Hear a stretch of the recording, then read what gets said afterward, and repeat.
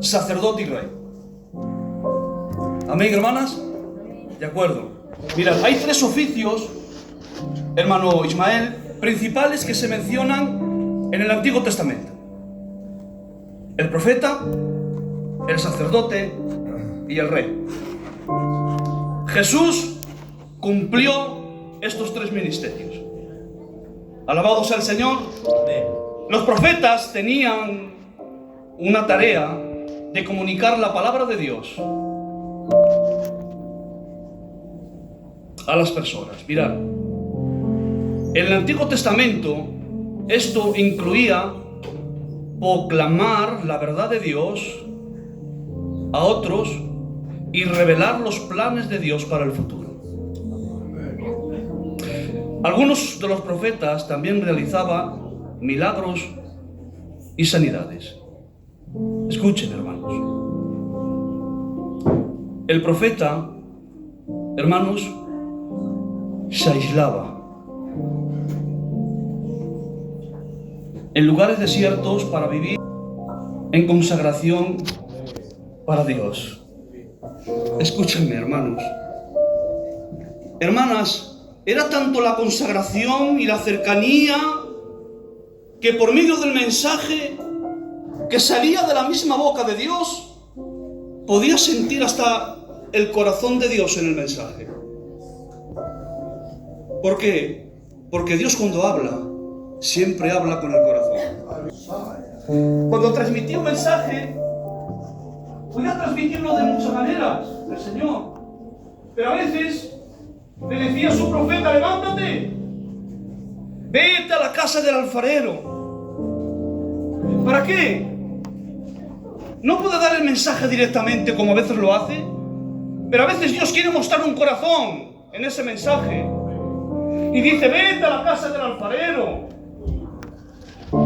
Y cuando fue a la casa del alfarero, el profeta se le queda mirando y dice: pero no me tienes que dar el mensaje. Y dice: no, vete primeramente allí. Y cuando fue allí y vio que trabajaba en la rueda y trabajaba con el barro, alabado sea el Señor, Dios abre su corazón y dice: no podré hacer yo como el alfarero hace con el barro.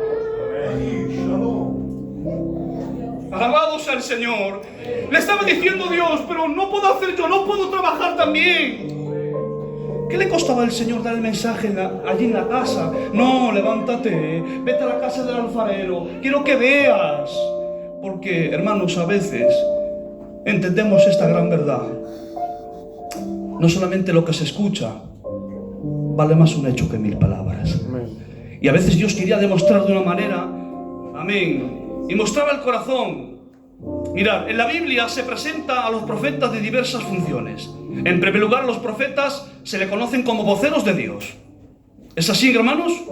Y dice, hermanos, en Éxodos, hermanos, 20 y 22. Vamos a empezar ahí. Y dice: Jehová dijo a Moisés: y dirás a los hijos de Israel: y vosotros habéis visto que he hablado desde los cielos, dice, a vosotros.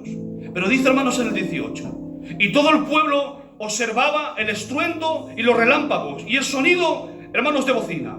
Dice: y el monte que humeaba, y viendo el pueblo tembló, y dice: y se puso de lejos. Y dice en el 19: y dijeron a Moisés: habla tú con nosotros, y nosotros oiremos, pero que no hable Dios con nosotros, para que no muramos. Alabado sea el Señor. Otro pasaje, hermanos. Mirad, en Samuel dice: Israel pide un rey al profeta Samuel. Y ahora es Dios el que habla. Y Dios le dijo a Samuel: oye al pueblo y todo lo que él os diga, porque no te han desechado a ti, sino me han desechado a mí, por cuanto no, para que no reines sobre ellos. Ahí en 1 Samuel 8:7, Samuel fue el responsable de transmitir la palabra de Dios al pueblo. Alabado sea el Señor. Seguimos, hermanos. Y vino palabra de Jehová diciendo, ven ustedes en Jeremías 1:4, y vino palabra de Jehová en el día, en la noche, en la madrugada, en palabras, en sueños, en visiones. Muchos otros pasajes del Antiguo Testamento declaran tales que dice: y vino palabra del Señor, indicando, hermanos, que la fuente del mensaje es Dios y no el profeta. Dice, hermanos, también En 2 de Samuel 7:4 dice: y aconteció que en la noche vino palabra de Jehová a Natán diciendo. Dice, hermanos, en 2 de Reyes 4:24 dice: y antes que Isaías saliera hasta la mitad del patio, dice, vino palabra de Jehová a Isaías diciendo. Pero mirad, vamos a entrar un poquito lo que es en Jesús como profeta. Ya he dicho, hermanos, que solamente es por encima un panorámica, sin profundizar, hermanos, en ello. Dice, y muchas veces la gente de la época de Jesús se refería a él, dice, como un profeta. Él mismo también, hermanos, asumió este título. En Mateo capítulo 21 lo asumió. Hermanos, en Lucas capítulo 7 y 16. En Juan 4, hermanos, 19. Y en el segundo evangelio 6:4. Tanto Pedro, hermanos, como Esteban hablaron de Jesús como el cumplimiento definitivo, hermanos, de la profecía. Ahí vemos en Moisés que declara esto en Deuteronomios 18, hermanos, 15. Dice, Jesús es el profeta como Moisés, dice, a quien debéis escuchar. Lo vemos, hermanos, que lo está diciendo en Hechos 7, 17. Y de una manera Moisés está hablando de Cristo, dice, el profeta de en medio de ti y de tus hermanos, dice, como yo, te levantará Jehová, a este debéis escuchar o debéis oír. Mirad, Jesús enseña la palabra de Dios normalmente hablando en parábolas, pero sin embargo la gente se admiraba de su doctrina porque les enseñaba como aquel que tiene autoridad y no como los escribas. Mateo, hermanos, 7, 28. Amén. Seguimos, hermanos. Es un estudio pequeño, sencillo, pero ¿queréis escucharlo, sí o no? Amén. Seguimos. Mirad. Algunos de los profetas en el Antiguo Testamento, Jesús también predijo, hermanos, el futuro. Ejemplos le dijo, hermanos, a sus discípulos acerca de su muerte y de su resurrección. Mateo, hermanos, 7, 22. La traición de Judas en Mateo 26, 20. La negación de Pedro, Mateo 26. Él predijo la venida del Espíritu Santo en Juan 16, 7, 15. En Lucas 24. En Hechos 1, 4. La persecución de sus seguidores, ahí lo vemos en Juan 16. Y la destrucción del templo, lo vemos ahí, hermanos, en Mateo 24. Jesús también predijo, hermanos, acerca de su venida. Ahí en el 24, hermanos, contiene una descripción detallada de las señales que precederían al final de este mundo, hermanos, y la segunda venida. En Hechos, hermanos, 1:15 describe el ascenso de Jesús al cielo y la promesa de su regreso. Alabado sea el Señor. Mira, algunos de hechos, muchos, hermanos, de los profetas del Antiguo Testamento hubo hechos sanidades y prodigios. Pero la pregunta es, ¿hace falta que os dé alguna cita bíblica, que las tengo aquí puestas, de cómo Jesús sanaba y hacía prodigios, hermanos, en todos los evangelios? Alabado sea el Señor. Para seguir adelante, mirad, Jesús es la palabra de Dios. En Juan 1 dice, Él no simplemente habla de la palabra de Dios como un simple profeta humano, sino que Él mismo es la palabra hecho carne. Dice en Juan 1:14, Él es la última palabra, la máxima revelación de Dios. Dios, habiendo hablado muchas veces y de muchas maneras en otro tiempo a los padres de los profetas, en este posteros días nos ha hablado a través de su Hijo, a quien constituyó heredero de todo y a quien asimismo hizo el universo. Alabado sea el Señor. Mirad, esto es una pequeña introducción a lo que es profeta. ¿Se cansan ustedes? Uy, ¿se cansan? ¿Puedo seguir un poquito más? Bueno, pues mirad, podría indagar muchísimo, pero vamos a dejarlo ahí. Vamos a entrar solamente en Jesús como sumo sacerdote. ¿Os parece bien? Vale, de acuerdo, mirad.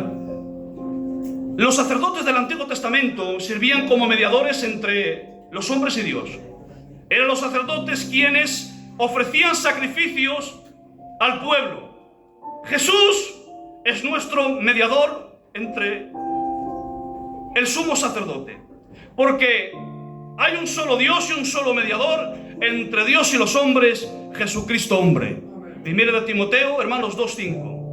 En Hebreos 4:10 dice, detalla cómo Jesús es nuestro supremo sumo sacerdote y cómo su sacerdocio, escuchar esto, es muy superior al sacerdocio levítico del Antiguo Testamento. El autor de los Hebreos también implica que como el sistema de sacerdotes del Antiguo Testamento servían como prefigurativo del ministerio de Jesús. El sacerdocio levítico del linaje de Aarón estaba limitado a continuar no para siempre. El sacerdocio de Cristo es eterno. Alabado sea el Señor. Dice en Hebreos 4, hermanos 14 y 16. Dice, por tanto, teniendo un gran sumo sacerdote que traspasó los cielos, Jesús, el Hijo de Dios, retengamos nuestra profesión. Porque no tenemos un sumo sacerdote que no pueda compadecerse de nuestras debilidades, sino que fue tentado en todo, según nuestra semejanza, mas sin pecado. Acerquémonos pues confiadamente al trono de la gracia, para alcanzar misericordia, hallar gracia para el oportuno socorro. Jesús, como nuestro sumo sacerdote, podemos, hermanos, presentarnos confiadamente ante Dios, sabiendo que Jesús nos comprende verdaderamente, que a través de Él experimentamos la gracia y la misericordia de nuestro Dios. Alabado sea el Señor. Un poquito más, mirad, únicamente el sumo sacerdote israelita podía entrar, hermanos, al lugar santísimo una vez solamente al año, en el año del Yom Kippur, ¿verdad? En el día de la expiación, el sumo sacerdote, hermanos, estaba autorizado para entrar en ese pequeño recinto, hermanos, sin ventanas, para quemar incienso y rociar la sangre, hermanos, de un animal sacrificado sobre el propiciatorio, hermanos, del arca.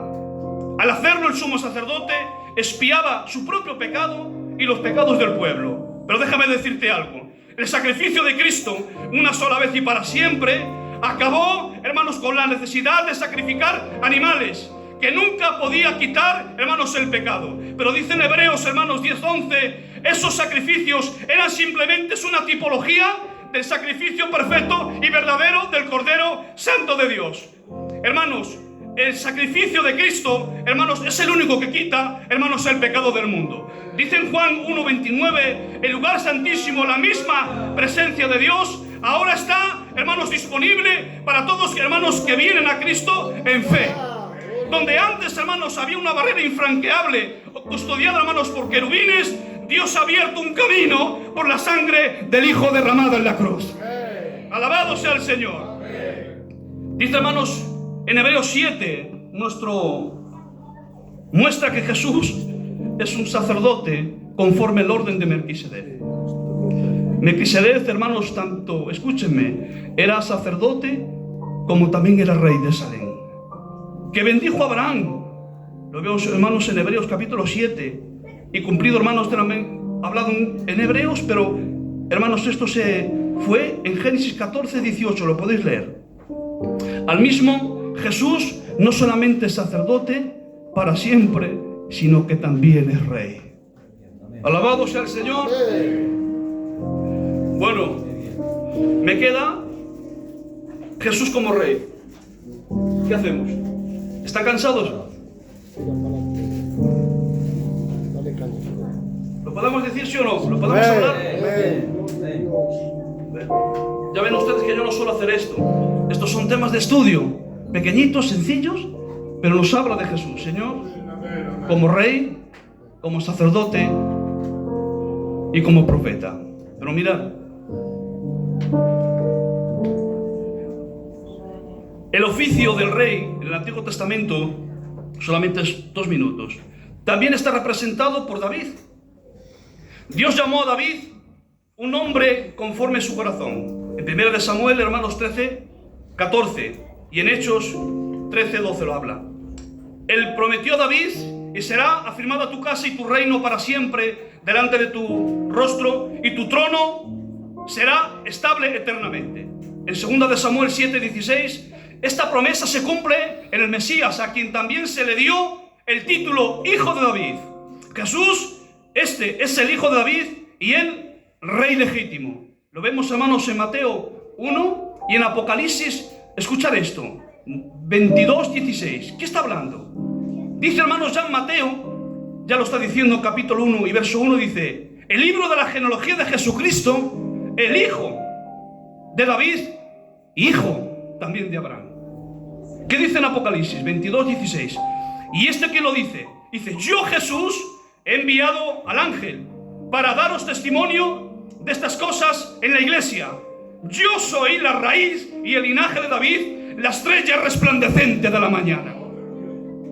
Dice, hermanos, el ángel Gabriel le dijo a María que Jesús sería grande y será llamado Hijo del Altísimo.